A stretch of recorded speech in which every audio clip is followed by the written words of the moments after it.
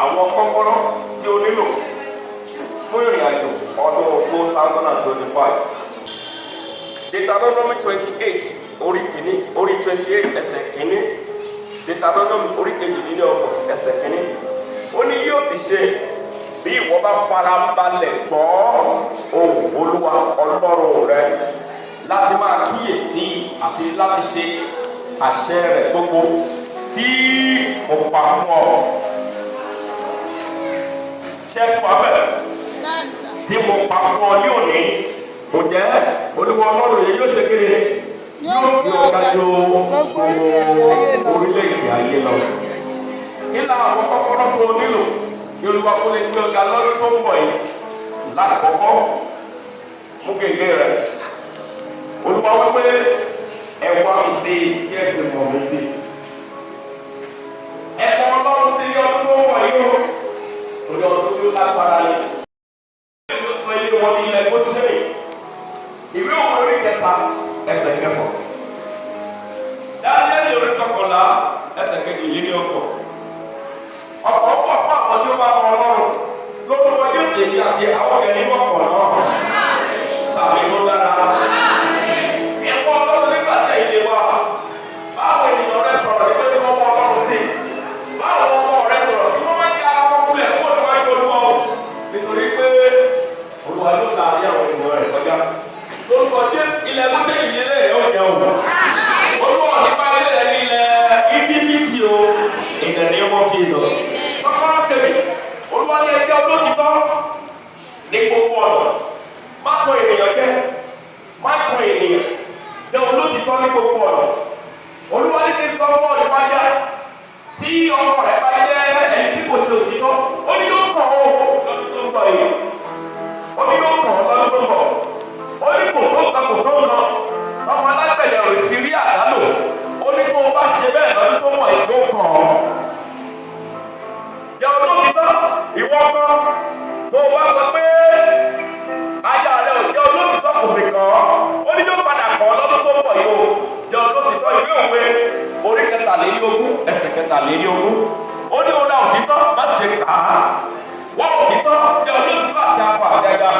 Òbí báwọn ọmọ rẹ sọ̀rọ̀ máa gbàgbọ́ dáadáa jẹ́ bí òtítọ́ ọ̀nà ènìyàn rẹ. Kọ́kọ́rọ́ kẹta ó ní ẹ ṣe takuntakun nínú iṣẹ́ rẹ. Ó ní èrè pẹ̀ fún ẹni tó bá lè ṣe iṣẹ́ lé ọ̀nà tó tọ́. Beginning to your work. Ẹ ṣe takuntakun. Ìwé òwe orí kejìlélógún ẹsẹ̀ kọkànlélọ́gbọ̀n. Ìwé òwe orí kejìlélógún ẹsẹ̀ kọkànlélọ́gbọ̀n. Proverbs 22 and verse 29. Ó ní ẹ ṣe takuntakun nínú iṣẹ́ rẹ ṣe takuntakun.